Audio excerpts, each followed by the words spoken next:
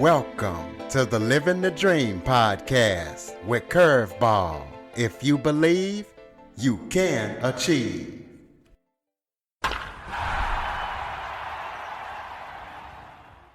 Welcome to the Living the Dream with Curveball podcast, a show where I interview guests that teach, motivate, and inspire. Today's guest is Larry Agee. Larry brings financial planning, disaster relief, and military service into this conversation. Larry is the co-founder and executive director of Disaster Aid USA, a nonprofit organization that has provided $2.5 million of free disaster relief in the last year alone. Larry has either been a part of or supported 70 disaster relief missions, and these range from being in the United States to places like Ukraine, Haiti, South Sudan, and the Philippines. So we're going to be talking to Larry about his work and his organization and everything that he's up to and going to be up to. So Larry, thank you for joining me. Yeah, thank you for inviting me, buddy. Why don't you start off by telling everybody a little bit about yourself? Well, I am a veteran of Desert Storm. I'm a, U.S. Army veteran. I was in an Army tank battalion, and I'm also a financial planner. That's what we call my paying job. Been a financial advisor for 30 years now. So, but probably 15 years ago, 20 years ago, I kind of got involved in disaster relief through Hurricane Katrina, volunteered for different organizations, and just kind of figured out I had a knack for it. A lot of it, the military training, problem solving, completing mission type of stuff that the military trains you for. And after about 5 years, me and a Marine named Bob Grill decided to start Disaster Aid USA. So you got an Army guy and a Marine guy teaming up. You know you're in trouble then, right? So we've done this for 15 years. We do international and domestic deployments, and that's really my passion. My financial planning clients are my passion too. I love them, and they love following what I do on the disaster relief side and are very supportive of it. So we started off doing international deployments. I would go in and design and set up refugee camps in Sudan, Pakistan, been to Africa 8 times, Central America, and we started doing domestic disasters to help, during disasters here in the USA. And we can get into a little more of the details in a minute, but it just kind of started off, I said, hey, we need to do the domestic disasters. And I threw chainsaws and equipment in the back of a truck and followed some other charities around for a couple of weeks after some tornadoes in Alabama and kind of found our niche to find our niche. And now 15 years later, we have over 40 domestic response trailers is what we call them. They're loaded with chainsaws and generators. And we have some heavy equipment and rescue boats. And so we do, deployments all over the U.S. And we're also in Jamaica right now.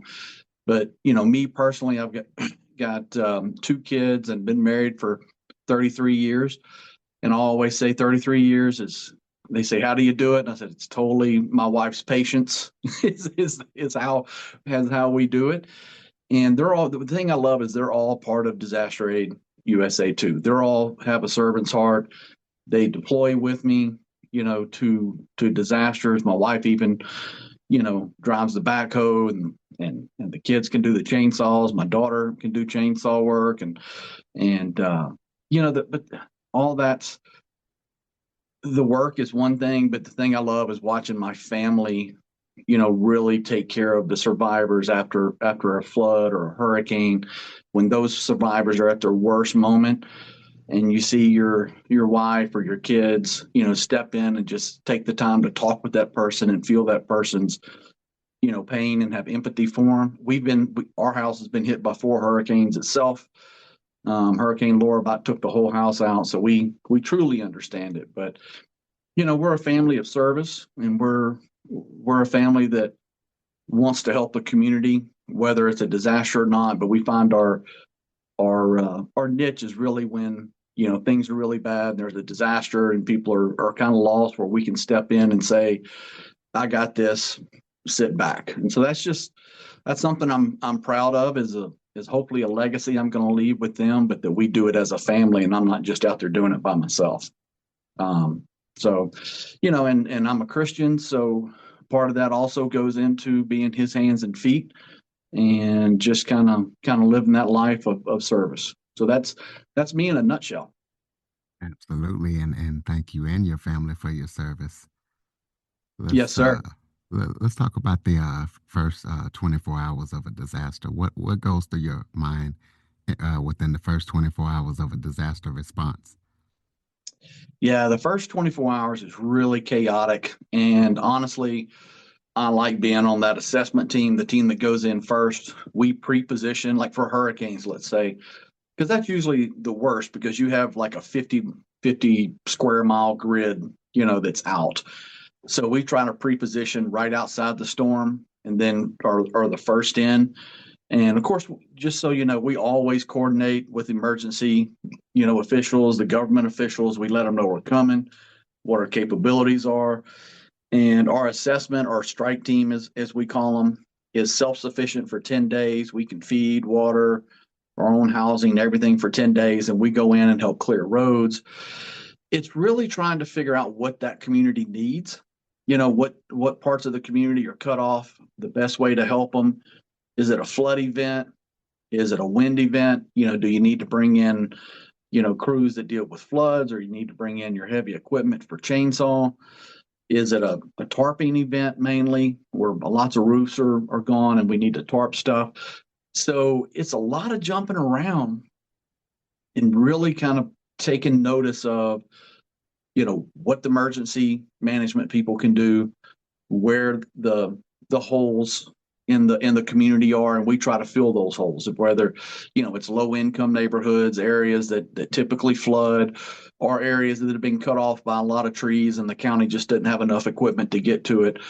So that it's really a lot of problem solving, because you're doing the work when everything is messed up, but you're also trying to solve all the problems for the next teams coming in and getting the information out to the rest of the world. We have Starlink systems and satellite phones. So and I guess that goes along with my military training and experiences. That's where I really like to be. And the first 24 hours can be pretty sketchy sometimes, and you have to be patient. People have just gone through some of the craziest things in their lives, and they're going to be a little on edge. They're going to be in shock, and it's not just you know walking through water, and you see these videos, or you're chopping trees down and everybody's like, oh, that's cool. That's really not what it is. I mean, that looks good on TV, but it's finding those survivors and getting the help that they need. We've had people come walking out of dirt roads, and they walked a mile from their home that's totally destroyed, and they spent the night underneath a tin roof, like metal on the ground. They've got no shoes. The shirts are like half torn off. They look dazed. They're literally just walking out of what, like a bomb happened. And you got to know how to handle those people, and take the time to talk with them and get them to the fire station or the local hospital. And the whole time you're doing that is not to lose focus of looking around, and seeing if this area is flooded, this area is cut off with trees, this one has down power lines, this area is unsafe, and get back and get that information. So the first 24 hours is extremely busy. Okay, the stuff that you described, is that the muck and gut team? Yeah, that's the first 24 hours is still the strike team and assessment team. Now, they're able to do chainsaw work and mucking and gutting. So they're kind of like a multi-purpose team. They can do, whatever's needed. But let's say you go in and mucking and gutting, I always say it's a small phrase for a whole lot of work. And mucking and gutting means like when a house is flooded and it's got 3, 4 feet of water in it and the water's receded, you have to go in there and muck everything, which means get everything out of the house. Just think if you're moving, to another house. You sold your house, you're moving, take everything out. I mean, everything out from underneath the kitchen sink, the bathroom sink, your closets, the attic, the furniture, and then you start ripping carpet out. and then you start tearing drywall out, and you rip everything down to the studs, just where the studs are visible. Then you dry the house, and then that's the gutting part is gutting all the drywall out, and then you start drying the house with fans and dehumidifiers, and then you spray it. We spray it with a thing called Shockwave that kills mold, and we're not mold remediation experts. We're just trying to put a band-aid on it until restoration experts or someone else can come in and really you know get mold out of the house. But we dry it, spray it down so mold can't grow anymore, and kind of get the family back into a stable situation. So the mucking and gut crews are, it is a lot of work. I mean, chainsawing's a lot of work, the heavy equipment's a lot of work, but mucking and gutting when everything is wet and nasty and all the different things in your house or have combined in the flood, all the different detergents and liquid and gasoline and diesel. And the house can be pretty contaminated. So the crews really have to be careful. So that's what a muck and gut crew is. Okay. Let's give listeners some best practice tips, or talk about how to train volunteers, and many of them might be their first time helping out. Yeah, in fact, a lot of our volunteers, we call day volunteers that are in the area and show up to work that day. That's the first time they've done the work. Our team leads, can walk them through it, and it's really step by step. First, get everything wet out of the house, and then start getting the carpet out.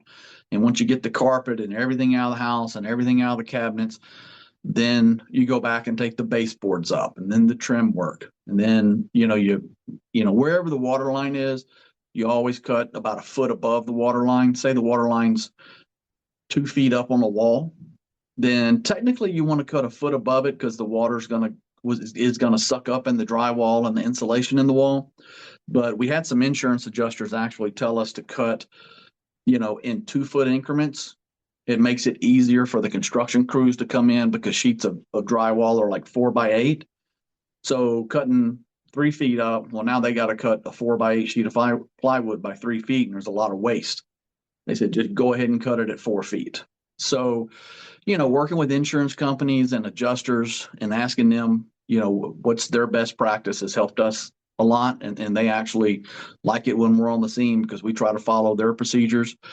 And then once everything is opened up and all the drywall is out, and we actually pull all the screws and nails out of the 2x4s, we set drying fans up, and you always set them in a circular motion to where they're not fighting each other, where the fans are creating kind of like a whirlwind or a tornado in the house, and that helps dry the house out quicker.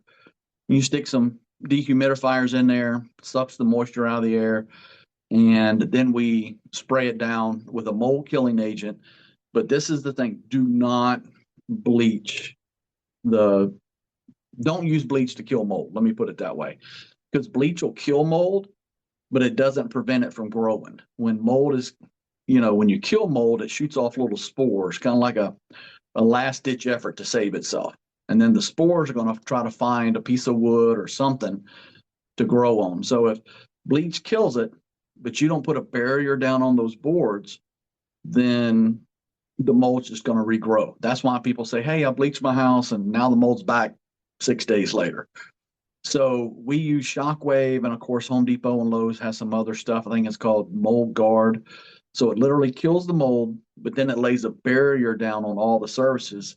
So the mold spores, when it lands on it, it can't get a hold and start growing. So that's probably, honestly, one of the most important things, in muck and gutting a house at the end of it is to use the right products to kill the mold and to keep it from growing. We just started using air scrubbers too, where these air scrubbers are commercial air scrubbers, and they're expensive. So we don't have a whole lot of them. And you go in there and it scrubs the mold out of the air. Eventually the air conditioner and everything else will get the mold out of the air. But then you've got mold in the AC. So these air scrubbers help take the mold out of the air, not just off of the wood and stuff. So it's really it's demo work. So there's It's different than rebuild work. Like my wife is great at rebuilding things, and this may sound funny, but I mean, I buy her present presents at Home Depot and Lowe's, right? She can build anything. She can build cabinets, a house. I mean, she's great with wood and carpentry type stuff. Me, I will if I'm trying to rebuild something, I can't build a box, but I can go in and tear up a house. I can tear everything out and get it to the street and spray it down. So it's a little more forgiving in the demo work than the people who come in and do the rebuild work. So Let's take a quick break. Hi there. If you would like an instant quote for business insurance, go to insuranceman.net. Protect what you have worked so hard for. Insurance Man LLC, entrepreneur's best friend. Good stuff there. So, so talk about a disaster deployment that had a lasting impact on you and why. ooh, man, there's a lot of them. I tell you, I've done 70 domestic deployments and 14 international, and sometimes on the international, it's such a massive scale. Like in Pakistan, there were I think 8 million people displaced, and just it was a crazy amount of people suffering. I mean, suffering bad. And then in Sudan, the Jawadid had actually come into the what's called the Abyei area and murdered a bunch of people. They had actually told them they were trying to get them out of the region because a vote was coming up for that region to go with South Sudan, which is more of a free nation than North Sudan. And so these people were supposed to vote. Well, the Jawadid, which means devil on horseback, came in, murdered a bunch of them, and were trying to set up as the original residents of that area. And then they were going to vote to be part of North Sudan. So they came in and after they murdered a number of them, they told some of them, if you will deny being a Christian and deny being African, we'll let you live. And because when we were going through the Abyei area, I kept seeing on the walls, we are Christian, we are African. And I was, and that's how I found out. I was like, so what is that? And they told me that these people would not deny their religion, being a Christian or being African. And so they were killed. And, just, and then of course they, and this may be a little more graphic or whatever, but they raped the women and to dilute the bloodlines. And this is what the people are telling me. So this is why I'm telling you. And there was this little kid, he was probably 12 years old, in this burnout schoolhouse, and the chalkboards were still good. And he had drawn the battle. Wow, I wouldn't call it a battle, the massacre on the chalkboard because he witnessed it. And it was, the people coming in and shooting people and, lining them up. And he even had like one of the Jawadid chasing this man down with a knife, and the man saying, "I love you" to a woman. And that was actually his uncle, how his uncle had died. And I thought at that time, I said, we've got a lot of kids here in the United States playing Call of Duty and all these, games like that. And this kid is literally living it, so it was a total different scenario situation that you had to process. And I remember him saying, I told him, I said, look, we were up there doing the assessment. I said, I'm coming back with tents, food, water. We're going to get y'all set up. And I said, I'll be back. And he said, they all say that and they never come back. And I remember thinking, I don't care what happens. I'm coming back to this village. This is the last thing I do. I'm going to see this kid again, and we're going to get them set up. And we did. We got to get them set up. I came back, and he was so happy to see us. He really didn't think I was coming back, because a lot of charities would come in, or NGOs would come in, assess it, and think about what they need to do, and then it may take them a really long time to get things done, or they go to another area. So this kid was used to being disappointed, and that was just something I wasn't going to let happen. And here in the U.S., I'll just tell you, there's a lot of them here in the U.S.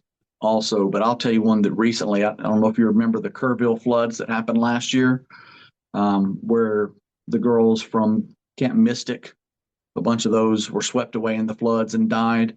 Yeah, I So think I heard of it. yeah, so there was over 150 missing at one time, and I think it was like 50 of them were elementary and junior high school girls at a camp, and a lot of them died. They got swept away. They were asleep in their cabins, and it just, a huge amount of rain fell that had never fallen that fast, and big flood came, and there was a lot missing. And so while we were there with our debris teams, you're in a skid steer or a backhoe, and you got your grapple bucket, and you're grabbing pieces of debris and pulling them out, pulling the debris apart and chainsawing it. And the searchers and the search dogs and stuff were going through debris looking for the kids and other people that were missing. And as you're going through the debris, you're finding like the clothes from Camp Mystic, like little kids' clothes and bathing suits, and knowing that there's people in there, these little girls in there. And it's always tougher to see the deceased children, and I'm not saying that it's easy to see adults, who've died in disasters, but at least they've lived some part of life. And then when it's children, I guess it's the innocence of children and they didn't get to live a full life that really kind of hits home. And a lot of our crew had a tough time with that, and I'll tell you a quick story about one of the guys that we worked on his house, or where his house was. As I said before, what we do a lot of physical labor, but it's about the survivor, and this, and it's to relieve stress off of them. And sometimes what they want you to do and what you want to do is two different things, but you do what they want to do because that's what's going to relieve the stress for them. But this guy was showing us around his property on, the river where, and he was like, this is my property line, but he was in shock because he'd lost everything. His house is gone, everything was gone, but luckily they escaped. But a couple of his neighbors were swept away and they were found later. So a couple of his neighbors passed away, and he was in total shock because he's lost everything. And this guy's like, retirement age. So it's not like he's 30 and can go out and make more money, right?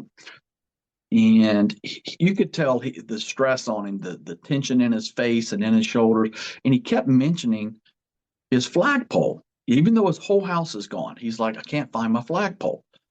I can't believe the flagpole's gone. And so, me and my son, like I said, we do it as a family. We kind of caught on to that. He mentioned his flagpole about 3-4 times. And we're like, we're going to find this flagpole. Now, the chances of us finding this flagpole were 1 in 1,000 because things were washed 10 miles down the river, right? And we ended up finding the flagpole, not even bent. And so when we got it, he showed us where it was supposed to go. And we cleared the debris, and put it back in the hole it was supposed to go. Well, and as a veteran that does disaster relief work, I always carry an American flag in my truck and, give it to somebody, if we're doing their house, or if it, if it brings their spirits up. And I happen to have one in my truck, as a veteran. I was like, hey, I got a flag for you, because that's the next thing. I don't have a flag. So we've got this really neat picture of me and my son raising this flag on this flagpole with all this debris around. And, everybody's like, man, this picture is so great. But the story behind it is even greater, because it's just a snapshot of something we did. But what you don't see is off camera, as we're raising the flagpole, he just totally decompresses. You can see his face turn to normal. You can see the tension in his shoulders relieve. Starts to get emotional, and he and at that moment, that was his first step of recovery. Because up till that time, he was in total disbelief, I don't know what to do next, don't know how to move forward. And putting that flagpole in place and running the American flag up, that was step one. And from then on, his whole attitude changed, and he was okay, now we need to do this and now we need to do that. It was a different person. And that's the moment that we look for, because that's what our real job is to take that stress and that shock away from someone and do what needs to be done to get them back on track. And you could just see his total demeanor change. And it was a flagpole and a flag, but that was step one of his recovery. Well, I know Disaster Aid USA is a volunteer model, but you guys managed to do 2.5 million in services last year alone. Talk about how you make that happen. We like to call it being a force multiplier, and that's another military term. We actually have a lot of veterans in our organization.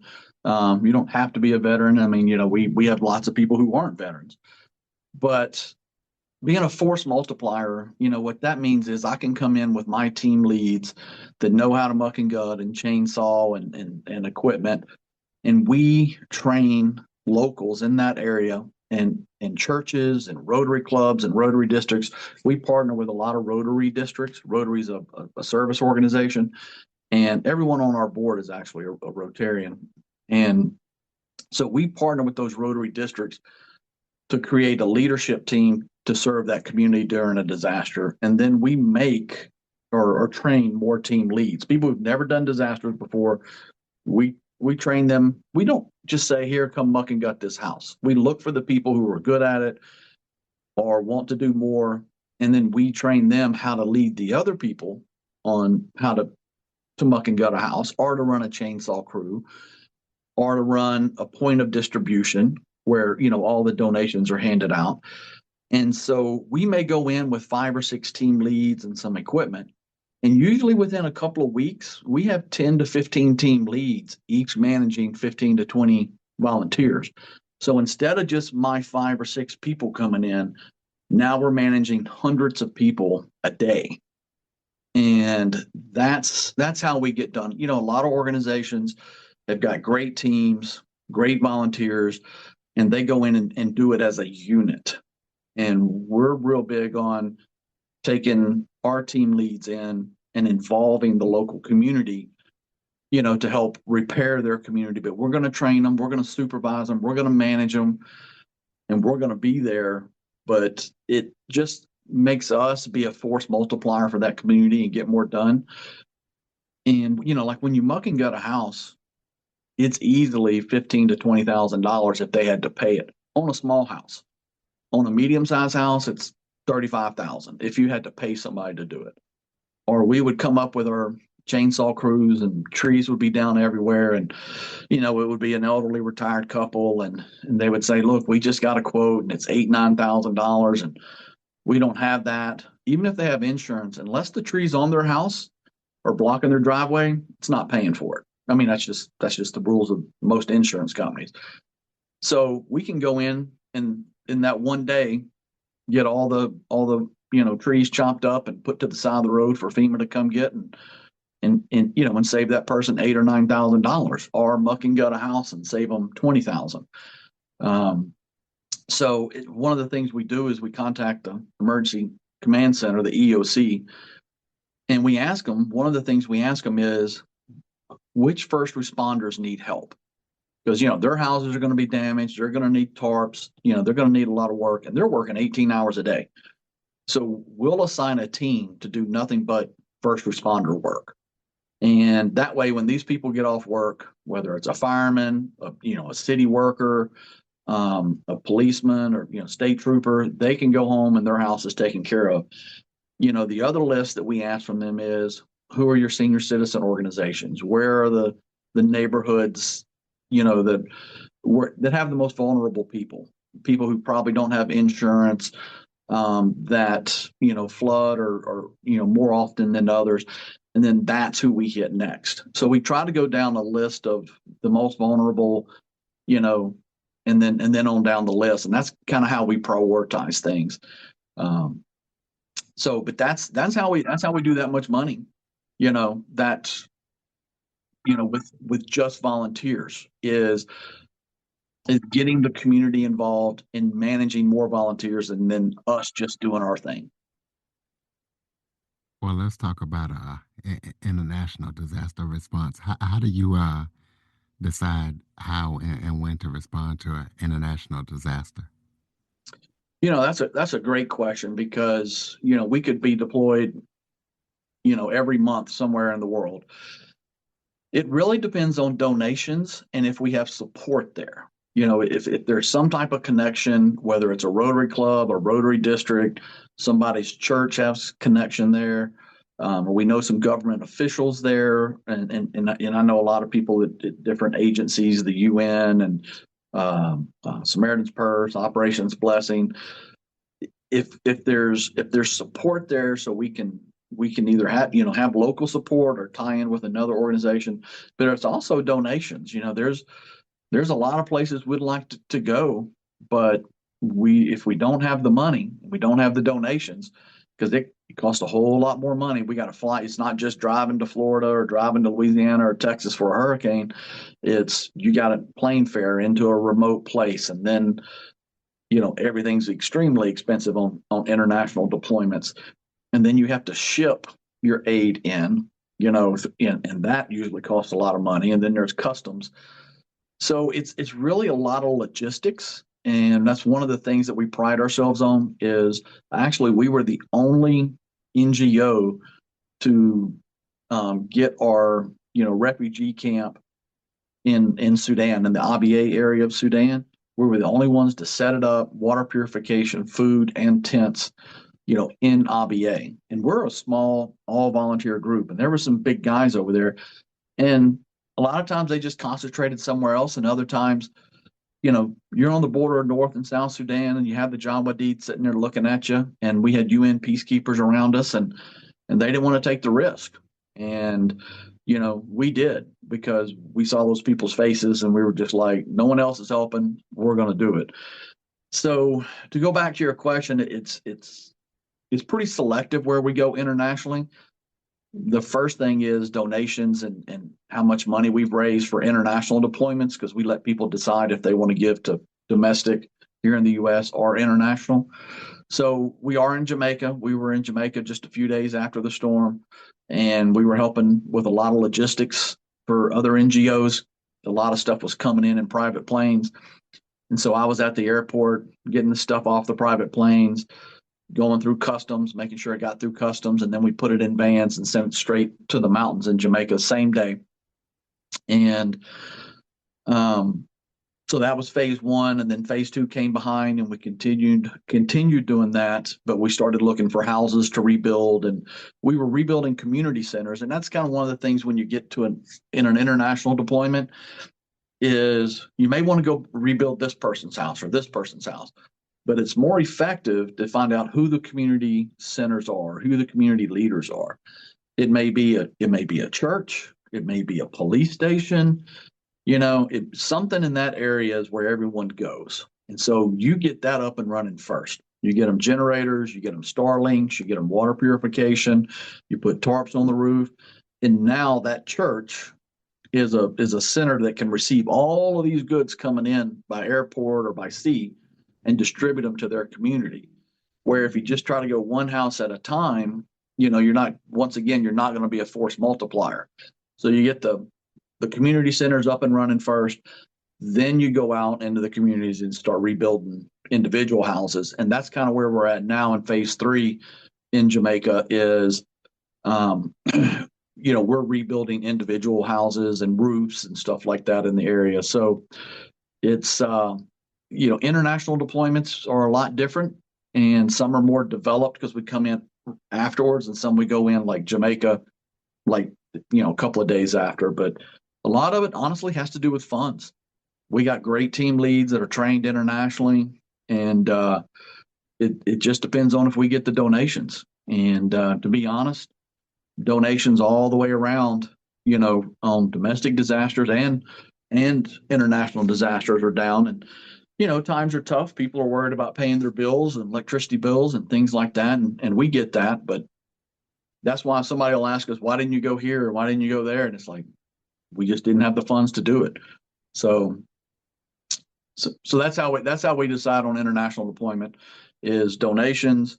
If we got good team leads that can go in that area, of course, if it's safe enough to go in the area, but we usually we've got a lot of veterans, so we can go in some places that other agencies may not go.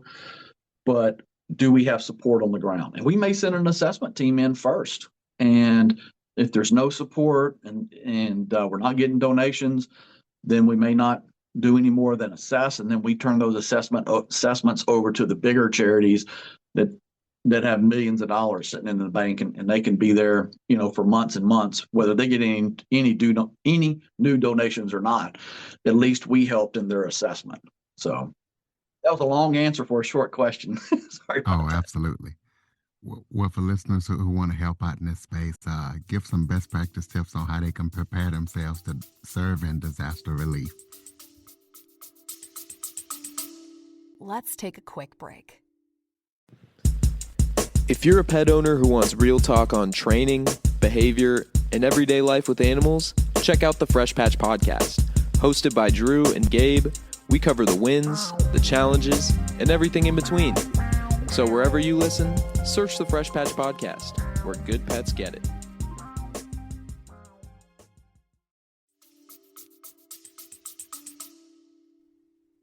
So the number one thing, there's always something to do. A lot of people think the only thing in disaster relief to do is being there mucking and gutting, or being a chainsaw crew, or working heavy equipment. But there's a lot of behind the scenes stuff. And then the thing is to find what you're good at. If you're good at, chainsawing or manual labor or mucking and gutting, or, you're physically able to do those things, then great. We need all those volunteers as possible. And some people are very organized. And what's called a pod, a point of distribution, is you got all these donations coming in from all over the country, trucks and 18-wheelers, and you got to organize the stuff coming off, organize it into whether it's clothes, hygiene kits, food, water, and then organize the people coming in to get it and out without a lot of confusion. There's lots of computer work, data entry work, that in fact, there's a lot of work that you don't even have to be in the disaster zone. Someone can be 500 miles away and sitting in their living room on a computer, and I call them and I'm like, okay, look, we had, 50 volunteers today. I'm going to send you the list, put it in the computer. 40 of them are regular volunteers, 10 chainsawers. They put it in the computer. And by the way, I need 2 new chainsaws. I need fuel. I need diesel. I need generators. I need food for 50 people for tomorrow. And that person can handle all that and take that off the team leads. And they could be 500 miles away and call the local Lowe's or Home Depot or Rotary Club and get stuff shipped in. So there's lots of positions in a disaster relief organization. And I'd say half of them, is not even, in the field getting dirty. And the other half is either support staff or working as a point of distribution or managing volunteers, intaking volunteers, getting their information. And, I talk about that a lot, volunteer management. And I want to make sure everyone understands why, because, FEMA gives money to the county or parish or state according to how much money is spent in that area for a disaster, right? But that county and state have to come up with a certain amount of money before, FEMA will kick in, before the federal government will kick in. And that's called a PA number, like a public assistance number. So our volunteer hours count towards their public assistance number. So if they have to raise 50 million before FEMA kicks in, because every disaster is local, starts local, finishes local. And once the city can't handle it money wise, then the county steps in. Once the county can't handle it money wise, then the state steps in. Once the state says, hey, I'm running out of money, then the federal government steps in. So say they have to have 50 million before the federal government steps in. If I do $2 million worth of work, that's $2 million that county or state doesn't have to spend. it counts towards their 50 million. So that's one of the reasons the EOCs, the emergency command centers, the counties and the states like working with experienced disaster aid organizations where we can, account for our volunteers. Because FEMA's very particular. They want to know the name of the volunteer, phone number, email address, and what they did, and when they checked in and when they checked out. They checked in at 8 in the morning, they checked out at 6 o'clock at night, and then what did they do? General volunteer is this much per hour. A backhoe operator is another amount per hour. So if you do all that work, but you don't keep good enough records, then the county and the state literally miss out on federal funds. We're not getting the funds as the charity. The state and the federal government is getting it back, that's money they don't have to spend, and they can spend that on something else in their community. So it's not just important to do the work, it's important to track the work and turn it into the county and the state the way FEMA likes it. So the FEMA and state can get some type of reimbursement from FEMA. That's a huge deal. And there's lots of NGOs that go out there and they do it great. And then there's, a lot of people who go out and they volunteer and they do a lot of great work. And the thing is to help the people. But if they can keep track of their hours and turn it into someone, even if it's another charity, to where that charity can turn it into the county, and that way their volunteer hours count double. You didn't just help the people, get back on track, but you're helping the county and the state receive more money, so now they can spend more money on getting the community back together. So that's why we concentrate on volunteer management so much, and that's why sometimes a church will come to us and say, "I've got 50 volunteers. They want to help. I don't want the liability, or we don't have, we don't have the liability insurance to cover them, and I'm not sure what to do. Can you manage them?" And then we'll manage that church's volunteers for them. And, this sounds weird, like it's a little thing, but it's not. We let them wear their church T-shirts, like Bayside Community Church or First Methodist Church or whatever. If they want to go and volunteer and we manage them, we let them wear the shirts of their church, And I say that because a number of other organizations don't. And, if you come to volunteer for them, you're underneath their umbrella. And so everyone wears their T-shirts and everything. And I get it. They're wanting unity, and that way they can keep track of their people, because everyone's wearing the same shirts and it's easier to keep track of their team. But we want, like, the local grassroots organizations, the beach cleanup, the environmental, waterway charity, the small church groups, to know that they can come join Disaster Aid USA and still be their individual charity helping out. And that's a big thing for them.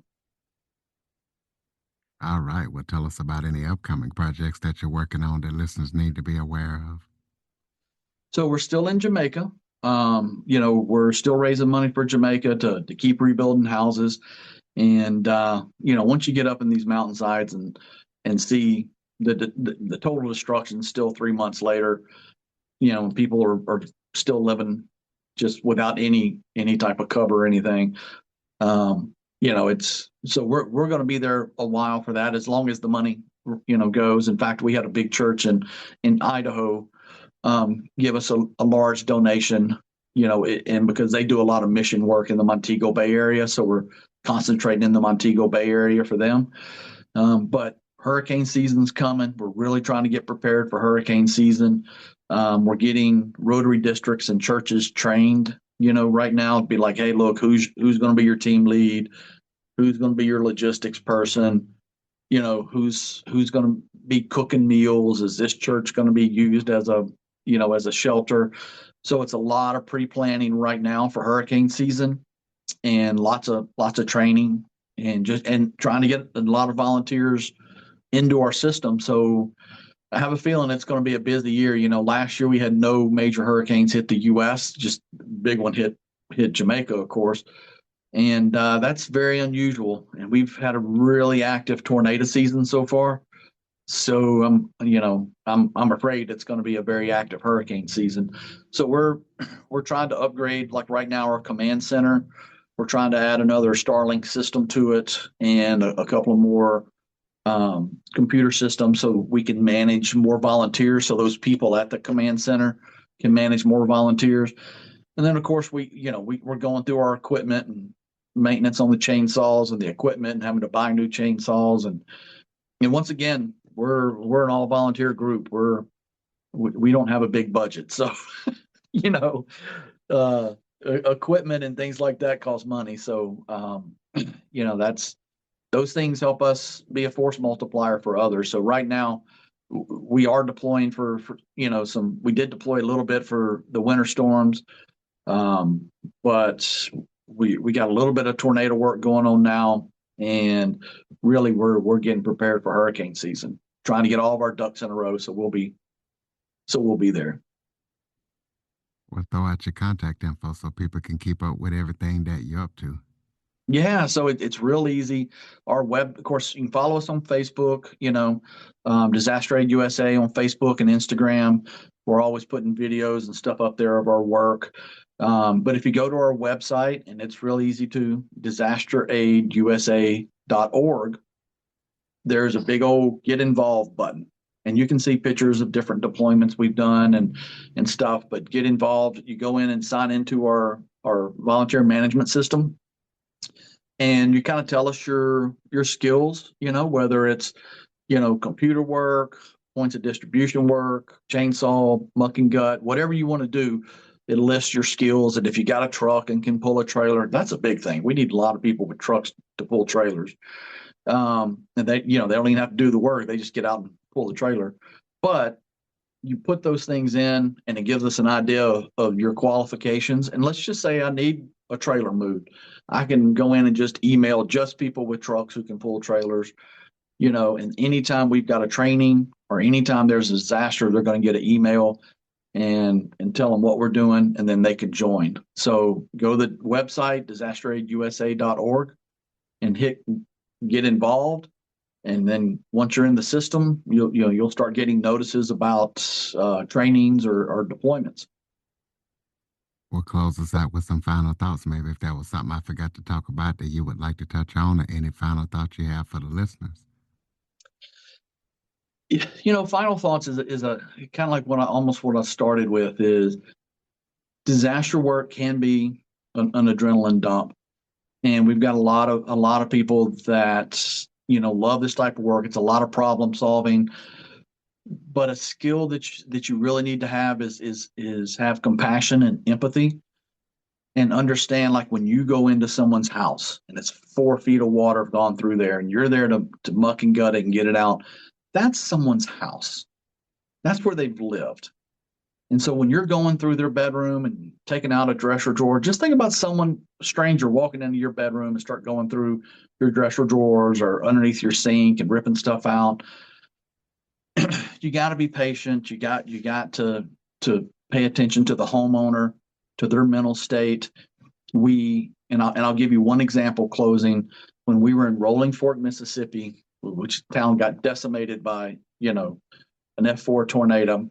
And this neighborhood, it took us 2-3 days just to get the debris from around the houses. And most of the houses we had to demo, but we had to get the debris out so people could go in and get their personal belongings. And after they got their personal belongings, then we started demoing the houses. And my wife, drives one of the backhoes, and one of the ladies that we'd worked with for a couple of days, she was sitting there watching us as we started to tear her house apart, and she'd gotten all of her personal belongings out, and we had helped her, and there was lots of emotional days there.